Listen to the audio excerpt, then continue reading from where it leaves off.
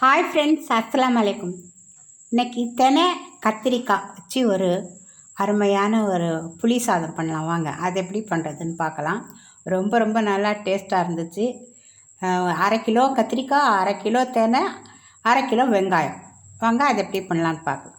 இப்போ நான் வெங்காயம், தக்காளி, பச்சை மிளகாய் எல்லாத்தையும் கட் பண்ணிட்டேன். இப்போ கத்திரிக்காய் கட் பண்ணுறேன். 1/2 கிலோ கத்திரிக்காய் சொத்தை எல்லாத்தையும் எடுத்துகிட்டு மீதி எல்லா கத்திரிக்காயும் நான் கட் பண்ணிட்டேன். இப்போ ஒரு குக்கர் வச்சுருக்கேன்.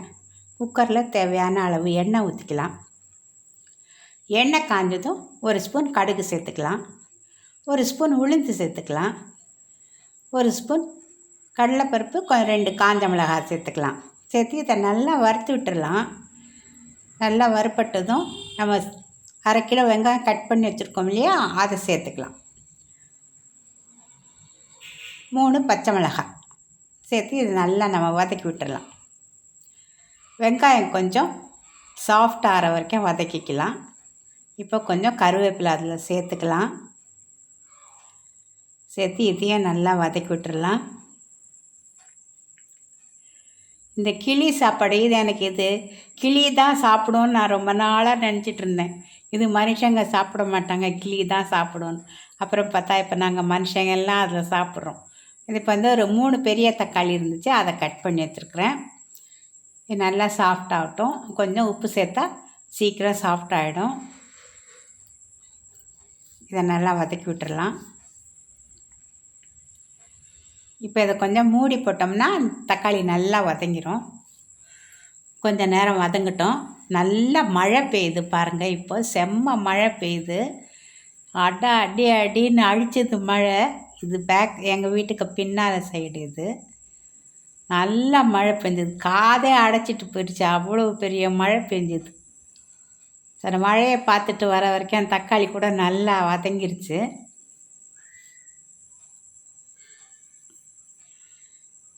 இதில் மஞ்சப்பொடி 1 ஸ்பூன் சேர்த்துக்கலாம், சீரகப்பொடி 1 ஸ்பூன் சேர்த்துக்கலாம், தனியாப்பொடி 1 ஸ்பூன் சேர்த்துக்கலாம், காஷ்மீரி மிளகாப்பொடி ஒரு சின்ன ஸ்பூனு, அதனால் 3 ஸ்பூன் சேர்த்தா அது பார்த்தோம்னா 1.5 ஸ்பூன் தான் இருக்கும். அது நம்ம பெரிய டீஸ்பூனில் 1.5 ஸ்பூன் தான் இருக்கும். அதையும் சேர்த்து நல்லா வதக்கி விட்டுக்கலாம். தேவையான அளவு பெருங்காயமும் சேர்த்துக்கலாம்.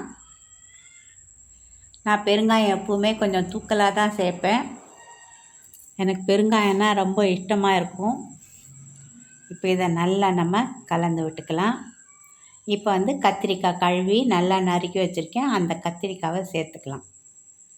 சேர்த்து இதையும் சேர்த்து நல்லா இப்போது பெரட்டி விட்டுறலாம். மசாலா ஃபுல்லாக இதில் சேர்ந்த மாதிரி நம்ம பெரட்டிக்கலாம். நம்ம இதில் என்ன பண்ணேன், நான் புளி நீங்கள் கரைச்சி ஊற்றுறதா இருந்தால் இப்பயே ஊற்றிக்கோங்க. நான் பதப்படுத்தின புளி, அதனால் நான் கடைசியில் தான் சேர்த்தேன். 2 விசில் விட்டு குக்கரை மூடி திறந்து அப்புறம்தான் புளி சேர்த்தேன். இதை பாருங்கள், இதுதான் தெனை. உங்களுக்கு தெரியும், நல்லா கழுவி ஒரு 1/2 மணி நேரம் ஊற வச்சுருக்கேன். இப்போ இந்த தெனையும் அதில் சேர்த்துக்கலாம். சேர்த்து இதையும் நல்லா கலந்து விட்டுக்கலாம்.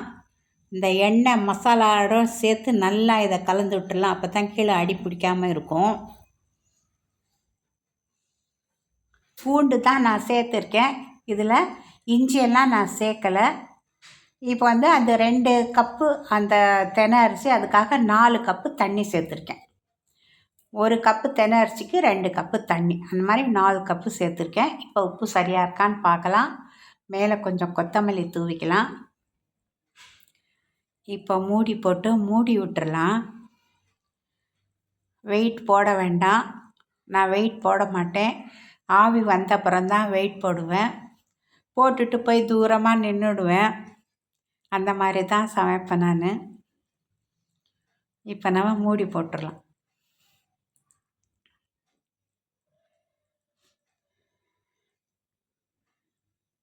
மூடி போட்டு அந்த விசில் எடுத்து பக்கத்தில் வச்சுக்கலாம். ஏன்னா இந்த ஆவி வந்தப்போ தேடும்போது அந்த விசில் கிடைக்காது எனக்கு, அதுக்காக நான் எடுத்து பக்கத்தில் வச்சுக்கிறேன்.